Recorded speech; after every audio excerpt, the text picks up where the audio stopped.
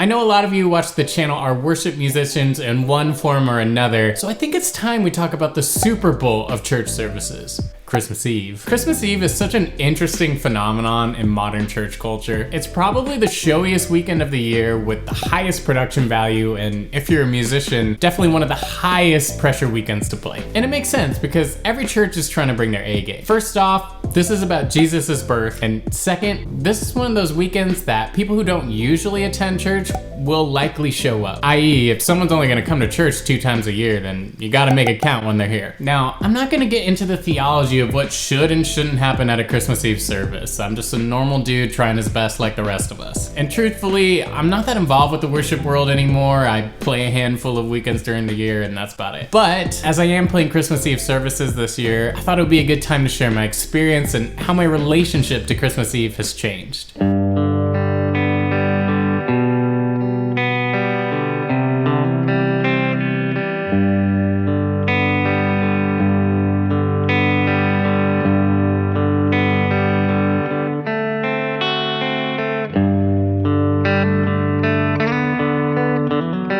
My feelings towards Christmas Eve have always been pretty positive. When I was really little, I actually loved Christmas Eve service because as soon as it was done, we would come home and my mom would let me open one gift early.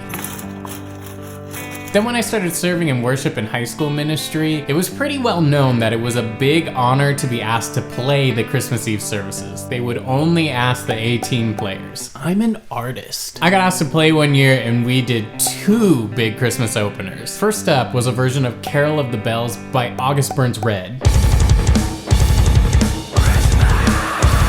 It's kind of funny that a Christmas song is the first and only time I've put my guitar into drop C. And that song was immediately followed up by Relient K's 12 Days of Christmas, which I'm sure most of you know is a full-on pop-punk arrangement of the song.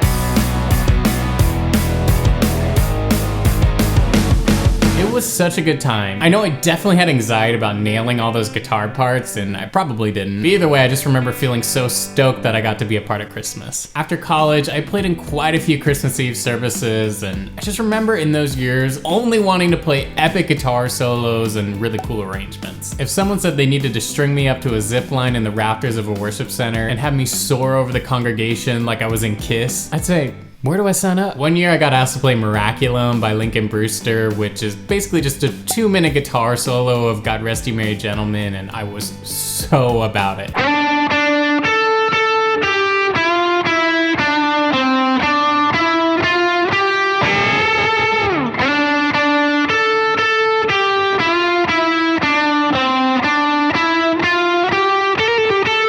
Then of course I got to practicing it and I was kind of hating my life because it was taking so much time to learn just one song.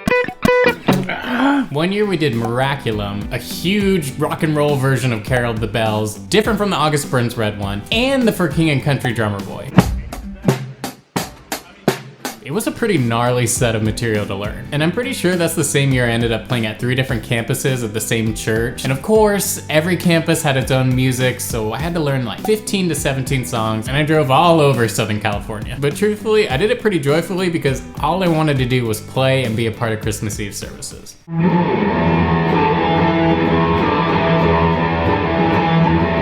I've also music directed at 2 different mega churches for Christmas Eve services. You know, the whole bit from planning the music, doing the arrangements, running the rehearsal, playing all 7,000 services. Yeah, it's actually not that bad this year. We're only doing 12 services on Christmas Eve. We'll be doing 12 services the day before that, and then 8 the day before that. 32 total. And that's when I started to notice a change in my attitude towards Christmas Eve service. The church I grew up at and ended up playing at for many years always had an element of show for Christmas Eve, but they always brought it back to Jesus. The music would always be paired with an equally important message, and Christmas Eve service would always stay a service, not a show. As a music director, I'd been a part of what churches would probably label a presentational service, which really just seems like a Christmas show that the congregation comes to be a part of. We would sing worship songs, but they were always flashy arrangements. Half the songs were really just vocal solo pieces.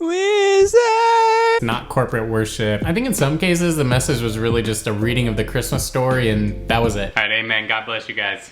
10-minute message? This church rocks. short and sweet. So essentially you'd have 45 minutes of music, 5 minutes of like, hey, welcome to our church, come back to our church, and then 10 minutes of a message. And let me be really clear here, I don't want to pass judgment. I know God uses that kind of a service to reach people. And I'm a music director. I appreciate flashy arrangements. I think musical numbers can be fun and effective when used in the right way. It's just that those kind of Christmas Eve services feel really foreign to me because it's not what I grew up in. And I think it's that shift of desiring something different than a show that a lot of Christians go through, especially if you grew up in the modern megachurch. Basically, I was missing the simplicity of a standard Christmas Eve service. You know, maybe we don't need live elephants and camels walking down the aisle perfectly synced to time code. All right, we got camels on in 5. Is the camel in place and ready to go? Copy that. Having a little problem with the camel in the green room. She is refusing to perform tonight. Can we get by with the 14 zebras instead?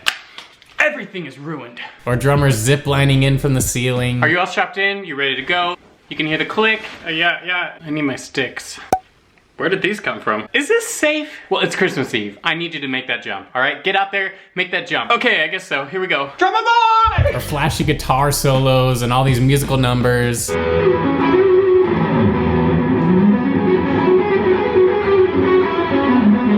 Because the truth is, it's all about Jesus. He was born in a manger. It doesn't get much more humble than that. Once again, I'm not totally against showy things. I know the heart and the effort that goes into making that happen firsthand. And God definitely does incredible things through that and reaches people that probably wouldn't be reached without anything else. But likewise, Jesus can do just as much through some guy on an acoustic guitar.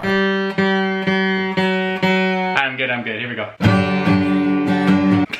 And that's the beauty of church. God uses all kinds of services, arrangements, and yeah, sure, I guess zip lines to build his kingdom. I guess what I'm saying is me at 31 years of age craves a different kind of encounter with Jesus than I did when I was 10 years old or 20 years old. I don't care about flashy guitar solos. I love just playing standard Christmas tunes and worship songs. I just like an authentic service. I want something that feels real, intentional, and is centered on Jesus. And I'm curious to see if other musicians who've played at church might crave something similar. Once again, if a showy service is authentic to your church and your culture, then great. Just like a stripped down Christmas might be authentic to another church. Anyway, if you feel comfortable sharing, I'd love to hear how your relationship with Christmas Eve service has changed over the years in the comments below. Of course, leave a like on the video and subscribe to the channel if you're new. And to everyone out there gearing up to play in Christmas Eve services, or maybe you've already started playing your Christmas Eve services, I'm praying for you. I hope you play well, I hope the services go well, and I hope you have a very Merry Christmas. Catch you next time.